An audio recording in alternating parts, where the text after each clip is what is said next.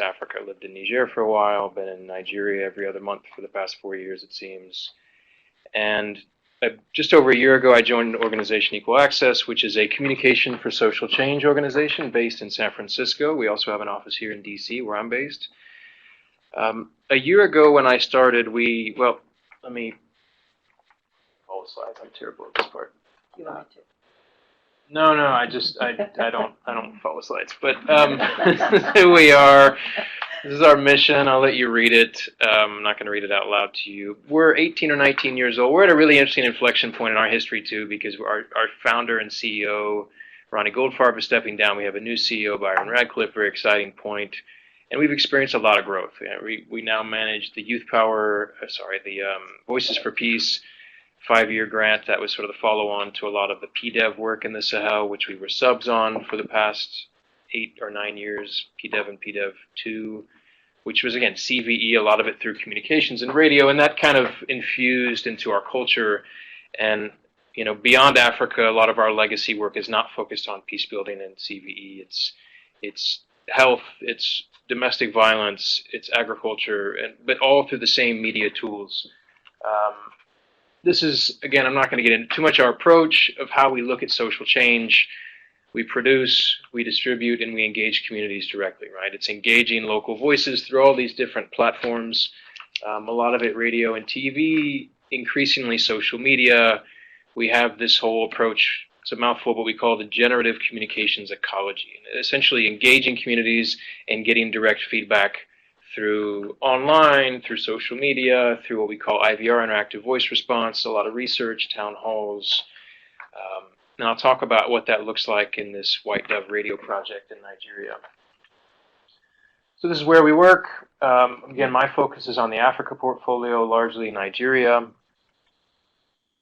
These are just a lot of numbers to say that we reach a lot of people through our different media programs, and kind of how we do it. So, okay, let me be provocative, because CVE is a space that's been around for 10 years. And I worked at USA over 10 years ago, when we drafted the Guide to Drivers of Violent Extremism.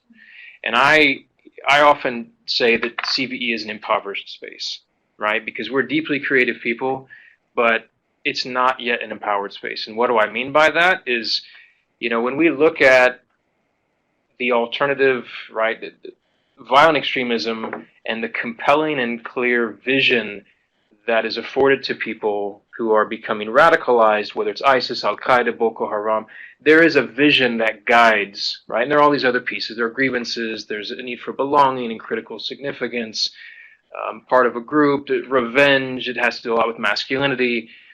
But there is a vision that guides people into violent extremism. CVE, on the other hand, is pathological in the sense that we focus on a problem, not the vision, too much.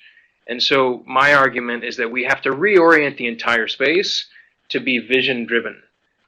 And so that's largely what we try to do with our programs, is to create, and in some places it's more important to protect the spaces for that vision to be cultivated by those that are most vulnerable. Another big problem I see with the CVE space, not only is it not vision-driven, it's too focused on prevention, right? And so what does that mean? If we're countering and preventing violent extremism, then what happens to somebody who's radicalizing or radicalized or a combatant or an ex-combatant, and how do we engage with them? We don't have a good answer, right? And like you said, we often look at them in terms of their risk, right? And instead of their resilience, or instead of their assets. And if we really believe in a positive youth development approach, then we cannot dismiss the fact that radicalized individuals have assets, tremendous assets. And I'm going to get to this in a minute, because this is the focus of our research, specifically looking at the relationship between empowerment and radicalization, right? One we think of as negative, one we think of as positive, but in fact, cognitively, developmentally, psychosocially, they're very similar processes. And so that's the crux of our research in Nigeria. That comes from this project that we're doing. So, did I miss any points? I don't know. I'm going to go on. Okay, so White Dove. The project is formally called the Northern Nigeria CVE Messaging Hub and Peace Platform. In Hausa, it's called Farar Tatabara, which means white dove. This is not a religious concept in Islam or Nigeria in the way that it is in Christianity. It means peace, right? And it's an acceptive and inclusive branding of a peace platform. And for us, what we're trying to do, starting with radio, is to create a CV messaging center, right? So if we understand the ecosystem of violent extremism, and it looks really different in different countries, all the different inflection points where people are influenced, right? They say scientifically or evidence-based is hard to prove, but roughly 80+% of people who join extremist groups, it comes from an existing association or connection. So it's not just some random person going online and finding content. They often do that afterwards, right? There's social media, there are videos, there's a lot of propaganda to kind of solidify or influence their worldview, but a lot of it comes through existing associations. So we looked at the landscape, and just for history, Equal Access has been in Nigeria for 4 years, and we manage a very large television channel called Arewa 24, which is a 24-hour free-to-air satellite. It reaches over 100 million people, all the way from Senegal to Saudi Arabia. Why Saudi Arabia? Because there are 1 million Hausa speakers in Saudi Arabia. And this is sort of the primary language of northern Nigeria, Chad, Niger, different parts of West Africa. And so we sort of tapped in, and it was a lifestyle and CVE-oriented TV show funded by the U.S. government. It's recently commercialized. It's a private venture. We're part of it. And it's part of our CVE messaging hub, if you will. The radio platform is 3 programs that we produce, one in partnership with a local organization. It's a drama series. One is a CVE, youth-focused CVE talk show, and these are some of the themes: identity, radicalization, employment, kidnapping, skills acquisition. Each theme has 4 episodes. We've just finished, if you will, season 1, which is 44 episodes of all 3 of these shows. We broadcast them on 22 FM radio stations. Nigeria's media landscape is different from the rest of the Sahel and a lot of Africa. There's not any community radio. It's all commercial private radio, which makes it very expensive to broadcast. Especially as a foreign organization, they charge us a lot. But we're negotiating a sustainability strategy, which is sort of a revenue sharing model with radio so that we can do this indefinitely. Anyway, we do this across all 19 northern states of Nigeria. We estimate we reach over 15 million people a week with these 3 radio programs. And so the other program it's called Ilimi Abenema, the Pursuit of Knowledge. The second one, it's a talk show that features religious scholars. There's a huge crisis in northern Nigeria about religious education. There's kind of a consolidation of religious and social values, I would say, across the world right now, but definitely West Africa and Nigeria. And what does that mean? Private schools are too expensive. A lot of people send them to these religious schools, Islamia and Sangaya schools, they're called. They're not very regulated or standardized. A lot of them only have Quranic education, and so the people aren't even coming out literate, let alone things like critical thinking or math or science or English or Hausa. It's Arabic, and so we work with religious leaders to talk about really important critical themes about how to modernize, how to integrate, secular elements of education. The third one is a really cool drama series called Ayisha's Tale, which is produced by our partners. It's called the Joss Repertory Theater, and it's a story about a young displaced girl and how do you sort of look at life differently after living through hardship, and how do you overcome and be resilient. So we conducted research. I'm not going to get into it because of time, but I have 3 copies, and I think it's in the email. This report is from last summer, and this is really where we got a lot of the ideas for the research proposal that we submitted in one under the YouthPower IQC, which is specifically, the title of the report is Assessing Conflict Drivers and Reframing Radicalization in Northern Nigeria. We did a panel at the Alliance for Peace Building annual meeting last year where we talked specifically about reframing radicalization as one of the core concepts for how to move the CVE field forward. And that's the crux of our research. And we're working with now neuroscientists and really looking at the perspectives of social psychology and neuroscience to understand radicalization differently. And it was one of the big findings of this report was people said, we dehumanize, and from my belief as a practitioner, a peace builder, is when you dehumanize somebody is when you're able to kill them. right? When you rehumanize people, it's when you're better able to have an inclusive process, you're better able to empathize or have compassion. But the term radical, I think, doesn't serve us, right? Historically, radical has not always been a negative thing, or not always been violent. Martin Luther King was a radical, Nelson Mandela, Cesar Chavez, Jesus was a radical. And so we have to really change the way we understand this concept and understand how it is used as a political tool and almost reclaim it, right? And that's part of what we're trying to do by linking it to the process of empowerment, which everybody is for, right? Pro-social outcomes can exist with either. I won't get into our methodology too much. I think some people know it if you work in the media space, but attached to every one of our radio stations, this goes back to this feedback loop, is we have what we call community reporters, we have listening discussion groups, and these are all ways of us basically in real time talking to local communities and getting feedback about our themes, are we off? We do the same thing with television, and all of our content is vetted through stakeholder workshops and content advisory, and it's just a sense that this is not top-down, this is very driven by our local staff.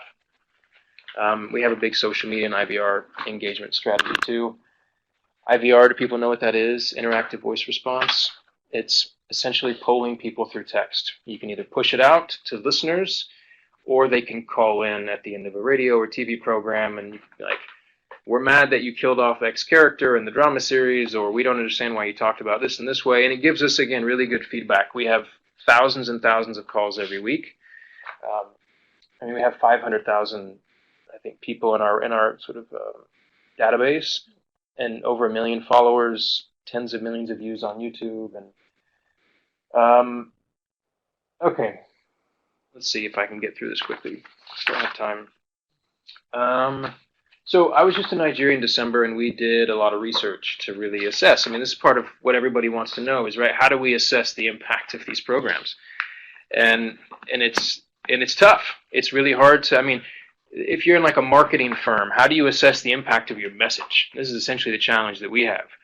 How do you assess? I mean, we can assess listenership, right? We can do polling for that. We can do coverage area. We can, and if it's increasing or decreasing in interaction online, unfortunately, Nigeria is not like a lot of parts of the world, northern Nigeria especially. There's not a lot of social media usage. Most people didn't actually connect with us that way. And so, but just a couple findings I'll share, which are up there. Anyway, in the methodology, it was our team doing field research across 10 of the priority states. So I was up in Borno, we were in Kano, Kaduna, all across the north, the kind of, a lot of the red zones, the hot areas, where we think it's really critical to make sure that these messages resonate, they're not exacerbating the problem in terms of conflict sensitivity. And also, what do people want? We're right now looking at extending the project, like I said, making it a more sustainable venture. But so some of the findings is that a lot of our key messages are being adopted. When we talk to local leaders, religious leaders, we talked to people who went to a mosque, and the imam was just saying, and this moderate, I don't like the word moderate. I don't think moderation is the solution to anything in CV. We can talk about that in the Q&A, but he said parents are part of the problem, right? Because whether you're sending your kids to religious school or it doesn't matter, but the disconnection that parents have with kids is a huge reason why people are into crime, into drugs. It's a lack of sort of and there are correlated, I won't say causative, but correlations between homes that have two parents and the behavior of young people, whether they get into drugs or alcohol or other things, and how they rebel based on strong parental figures. But this imam was saying we all have a responsibility to play, which is one of our key messages, is acknowledge your contribution to a problem, right? Don't just say it's about those people. If you want to really, again, focus on rehabilitation, part of what has to happen is you have to acknowledge how you're part of the problem. Everybody, the state, society, all institutions. And what does that mean? Because when someone comes back, whether it's a victim or whether it's quote-unquote perpetrator, somebody part of Boko Haram, you have to decide how are we fundamentally going to change to make it possible for that person to be rehabilitated and reintegrated, because we also need to rehabilitate and reintegrate ourselves. It's a social problem. It's not just them. Otherwise, the conflict's not going to end. we're seeing a new generation. I mean, one of the biggest things that I think made me sad and happy at the same time was when we asked people over and over, who do you look up to, who are your role models? They said nobody. Right? They said, we don't have any. And a society without role models is a huge void for other people to fill, and that's what's happening. That's what's historically happened. Or the wrong people. It's just celebrities, and there's no, like, ethic that's motivating people. And so what's happening, that's the sad part. That the good part is that people are becoming the messengers and the role models. I mean, we have young people who came to us, and they formed their own group of 70 plus people, boys and girls, that meet every week to listen to our programs and talk about the impact and help work with radicalized young people. They're helping people get off drugs. And so they're taking this into their own hands, and they're saying, we see ourselves as the solution. Like I said, communities are more understanding of youth grievances. The religious program has been really powerful because we heard dozens and dozens of examples of religious leaders now incorporating non-Islamic subjects, which is a big thing. They're no longer sending their kids to beg in the streets, which, if you know anything about Al-Majidi students in northern Nigeria, is a huge problem. Parents are maintaining a closer contact. We did the formative research. Again, this is a lot, I understand, but when you drop your kids off at these religious schools, a lot of parents would disappear for years. And now the schools are getting contact information. They're staying in touch. Parents understand that bonding is important, and so they're going to visit their kids. I'm going to skip over the testimonials because they're going to show up in a report that we're going to release in a week. But let me just say a word, if that's okay. We okay on time? Yeah. Let me just say a word about the research we're going to start. We're in the middle of now. Okay. So again, this comes from the findings of the research we did for the radio project a year ago, which was to inform the content and the design of our radio programs.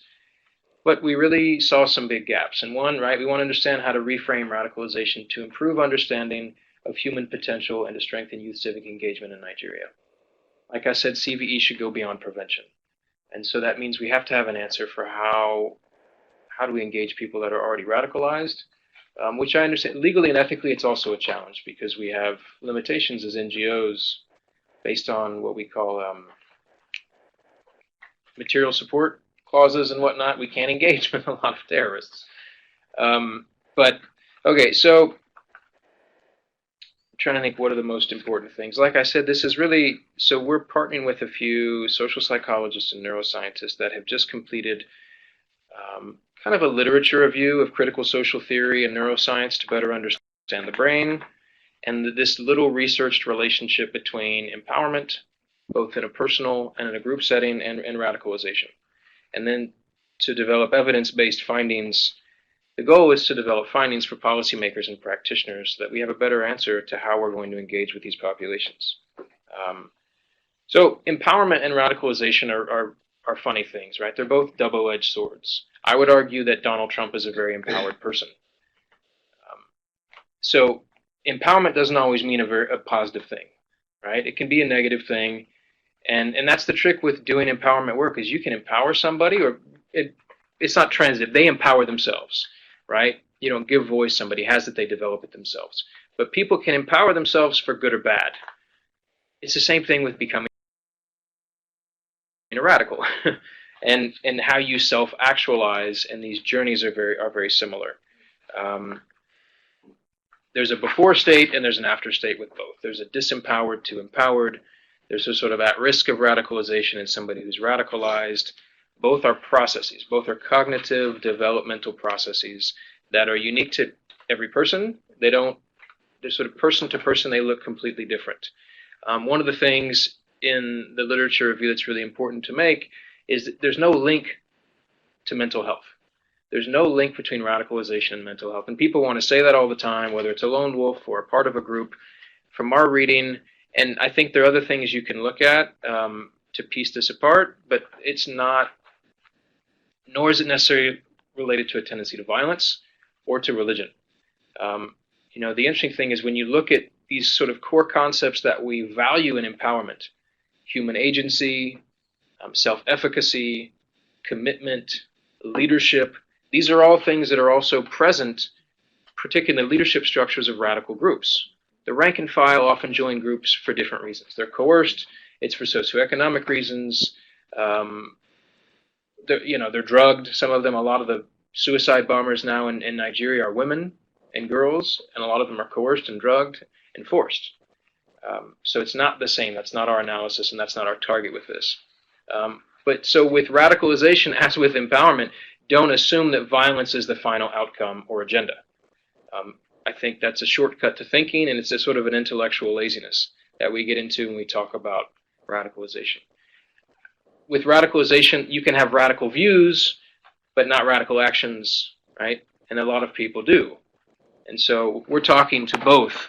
As phase 2 of our research, now that we've completed the desk research, is talking to current and former members of Boko Haram.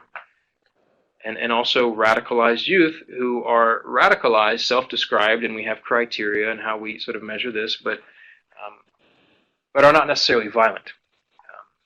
And others that are, and others that were, right? There are waves of people who defect from Boko Haram, and we've talked to a bunch already. That defected because the new leader, Abu Bakr Shekau, was too violent. A lot of people left the group.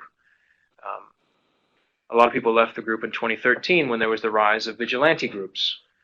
And they moved over to the vigilante side. These were called civilian joint task force, self-defense groups in Nigeria. So what we're trying to understand is the on-ramps and the off-ramps. What are these impulses, and how, if you kind of think of it as a flow chart, how can you understand where certain people go on and off, and how can you tap into some of the healthy impulses and reorient or redirect them to pro-social outcomes, right? That we define as a positive empowerment or civic engagement process. And so that's what we're trying to map, both looking at the brain, looking at social tendencies, and then through talking. We're only talking to 15 or 20 members right now. That's the scope of this research. But to help us reframe how we understand these concepts, to help us humanize, and to create better interventions for how we can engage them. Because right now, the military in Nigeria has thousands of people in custody in what are called rehabilitation camps and de-radicalization camps. And they assess risk to different individuals. And it's really flawed. And there's a whole de-radicalization project called Operation Safe Corridor. And so we're sort of helping to support them and some of the NGOs that are part of it. But from my experience, de-radicalization doesn't really work.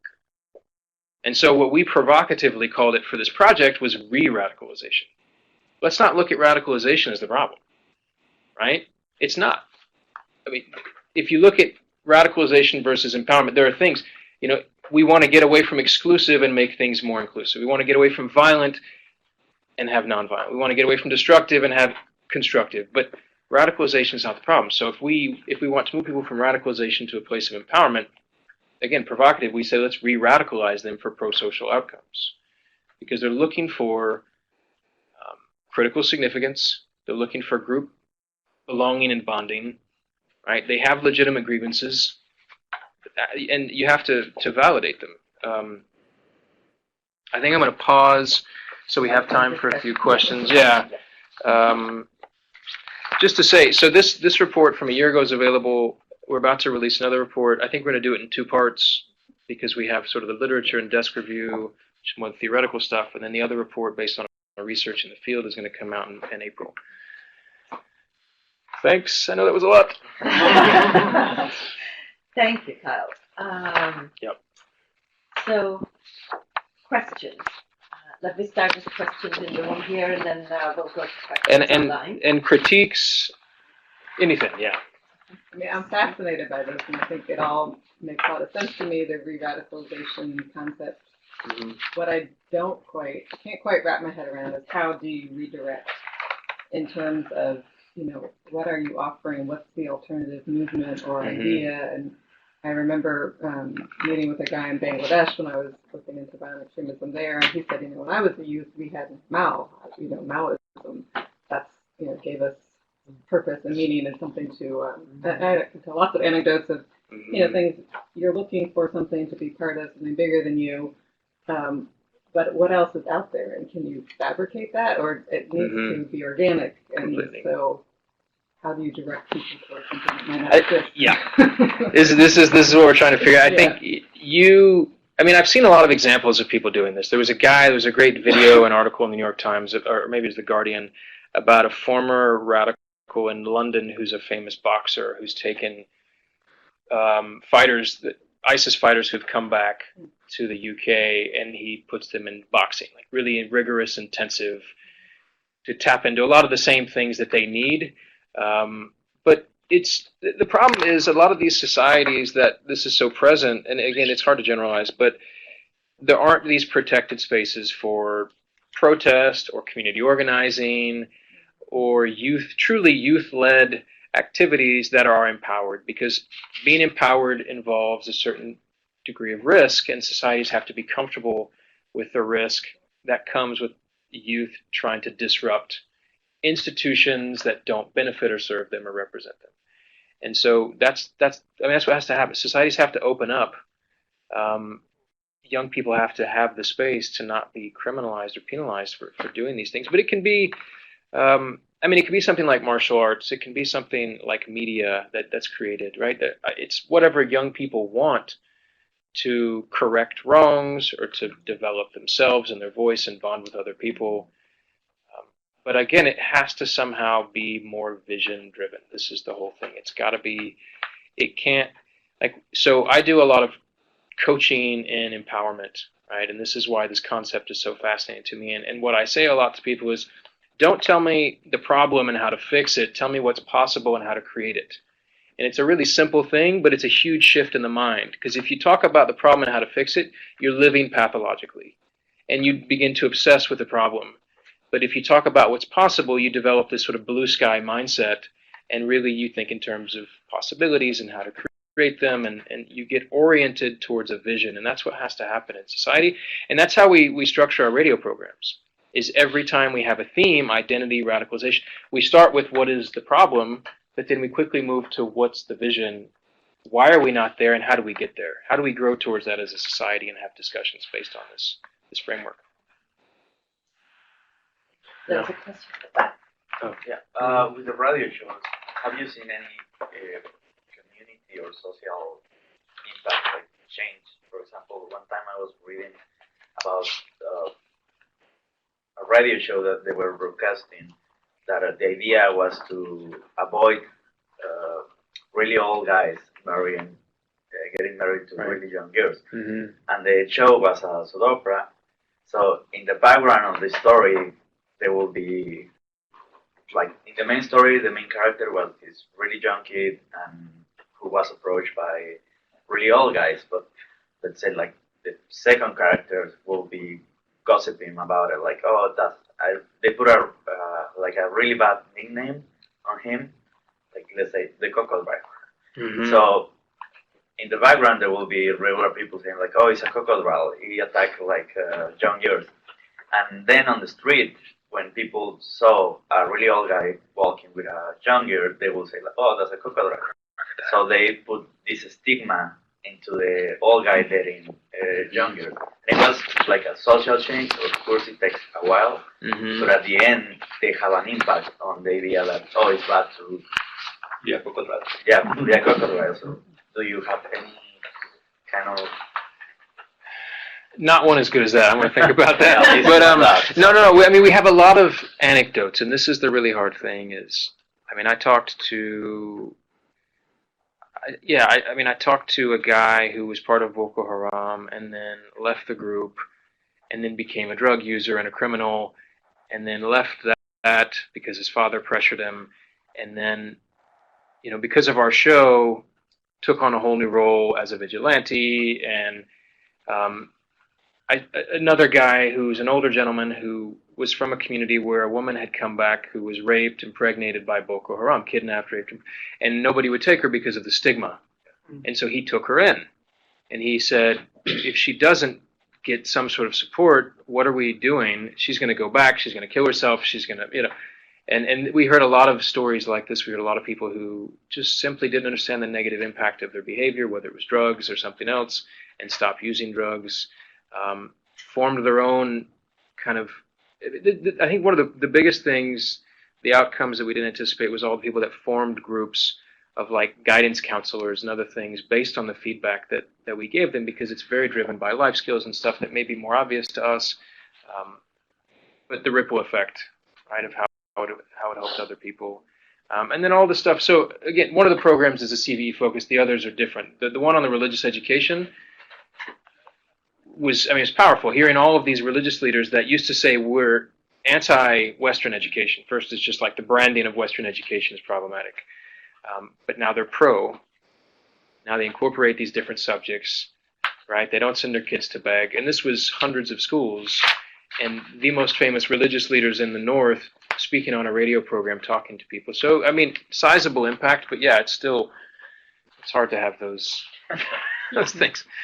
I know we're at time. I don't know. I'm fine if people have a few minutes. Let's add perhaps two more questions, at least one online, and we'll take another one from the room here, or if there's another one online, and then we'll call it a day. We have an online question from Rebecca. You mentioned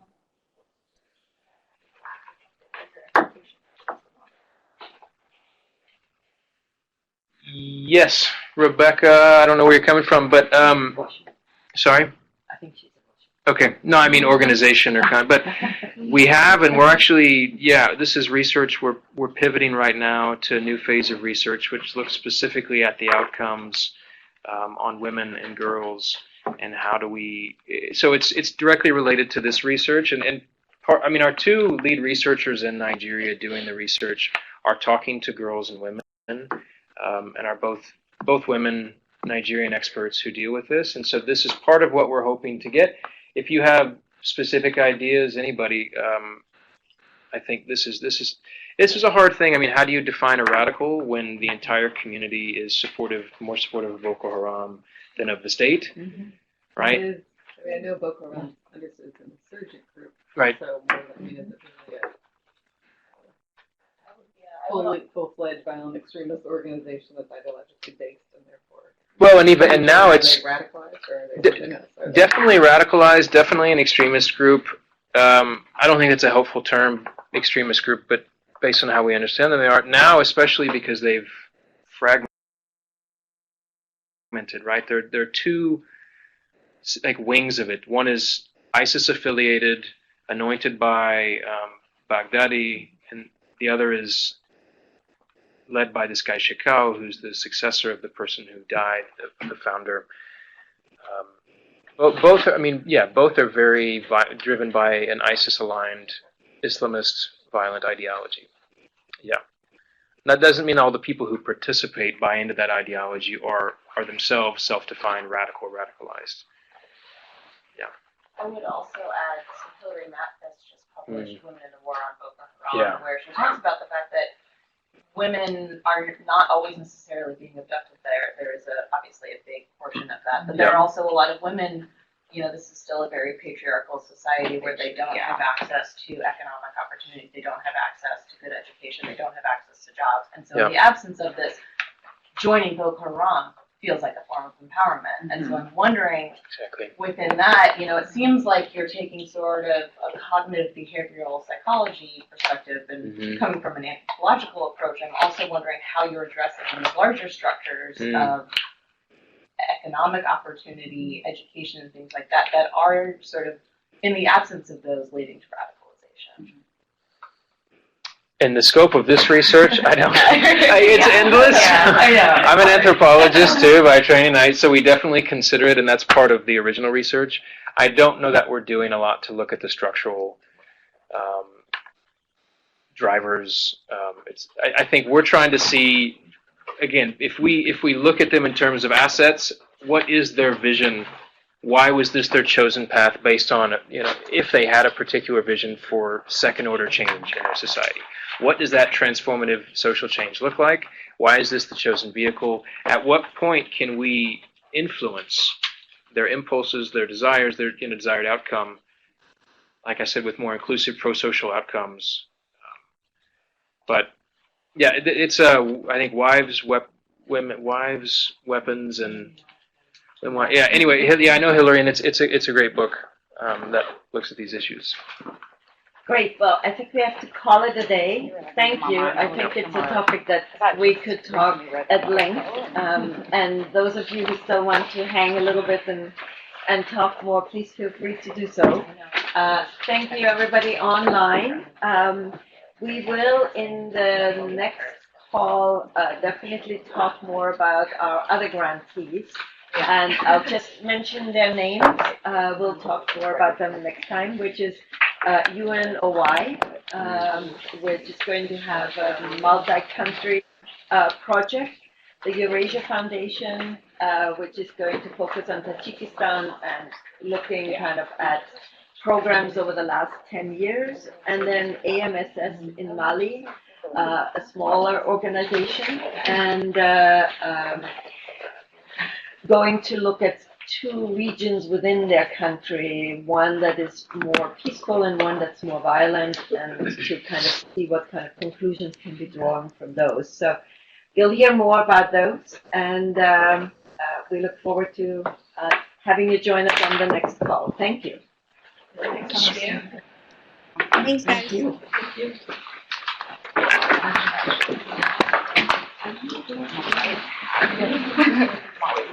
Very nice to meet you. It was so nice to meet you. So we have the same